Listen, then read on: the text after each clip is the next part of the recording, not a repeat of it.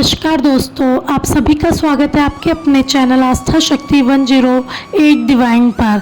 आप सभी को ज्ञात होगा कि अधिक मास शुरू हो गया है, तो आज हम इस वीडियो में बात करेंगे एक ऐसे पवित्र महीने की जिसे हिंदू धर्म में बहुत ही शुभ और पुण्य देने वाला माना जाता है, अधिक मास।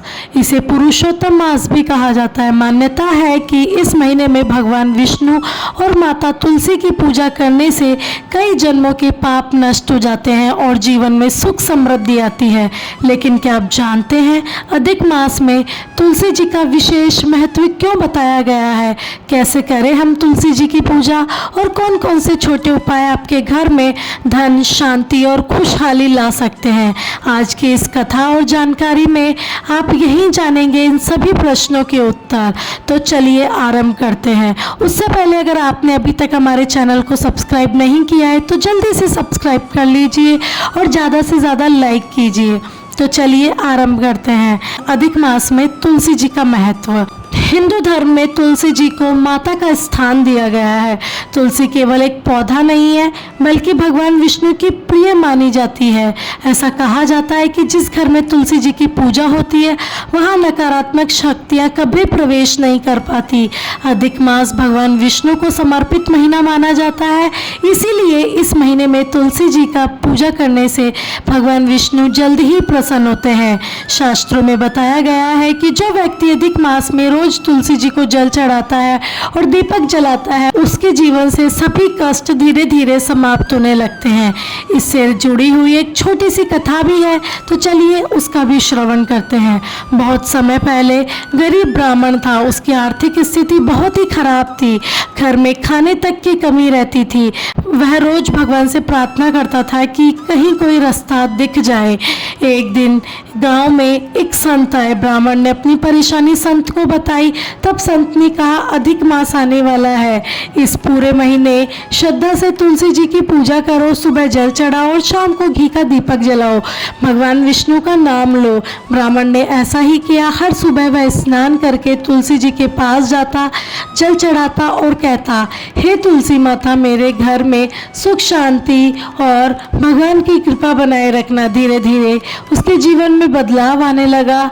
उसे काम मिला और उसका काम दिन दुगनी और रात चौगनी तरक्की करने लगा। घर में गरीबी दूर हो गई और परिवार में खुशियां आने लगी। तभी से मान्यता है कि अधिक मास में तुलसी जी की पूजा करने से भगवान विष्णु और माता लक्ष्मी दोनों की ही कृपा प्राप्त होती है। अब मैं आपको बताती हूँ अधिक मास में आप तुलसी जी की पूजा आखिर करें कैसे। तो चलिए जानते हैं इसकी पूजा विधि। सुबह की पूजा। सबसे पहले आपको सुबह जल्दी उठकर स्नान करना है, साफ वस्त्र पहनने हैं, तुलसी जी के पास जाए और उन्हें शुद्ध जल चढ़ाए। अगर संभव हो तो जल में थोड़ा सा गंगा जल भी मिला ले। इसके बाद तुलसी जी के सामने दीपक जलाए और फिर यह मंत्र बोले, ओम तुलसी नमः या ओम नमो भगवते वासुदेवाय। इसके बाद भगवान विष्णु का स्मरण करें और शाम के समय तुलसी जी के पास जाकर घी का दीपक जलाना बेहद ही शुभ माना जाता है। कहा जाता है इससे घर की नकारात्मक ऊर्जा दूर जाती है और माता लक्ष्मी का आगमन होता है। शाम को तुलसी जी की 11 या 7 परिक्रमा करें। परिक्रमा करते समय भगवान विष्णु का नाम लेते रहे। अधिक मास में तुलसी जी को क्या चढ़ाना चाहिए तो चलिए जानते हैं। अधिक मास में तुलसी जी को कच्चा दूध, जल, रोली, अक्षत, फूल, दीपक ये सभी चढ़ाने चाहिए। लेकिन आप सभी को ध्यान रखना है कि तुलसी जी कभी भी रविवार और एकादशी को नहीं तोड़ना चाहिए, अन्यथा हमें पाप का भागीदार बनना पड़ता है।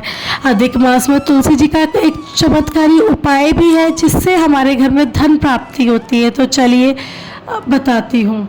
अगर घर में आर्थिक समस्या चल रही है तो अधिक मास में रोज तुलसी जी के पास घी का दीपक जलाए। घी में थोड़ा सा कपूर डाल दे।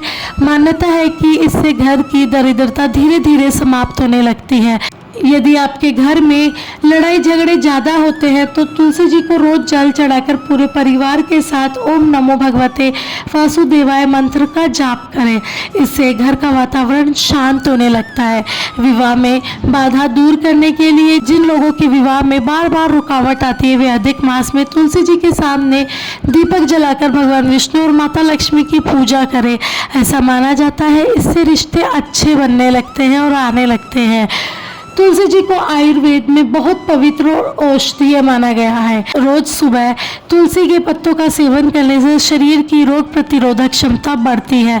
लेकिन ध्यान रहे, तुलसी के पत्ते बिना स्नान किए रात के समय नहीं तोड़ने चाहिए।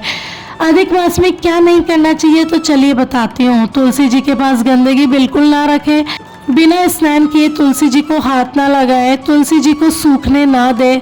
इस महीने में झूठ, क्रोध और अपशब्दों से बचने की कोशिश करें, क्योंकि अधिक मास केवल पूजा का नहीं बल्कि अपने मन को शुद्ध करने का समय भी माना जाता है। अधिक मास में कौन सा पाठ करना शुभ माना जाता है? विष्णु सहस्त्र नाम, श्रीमद् भागवत गीता, रामचरितमानस और तुलसी चालीसा।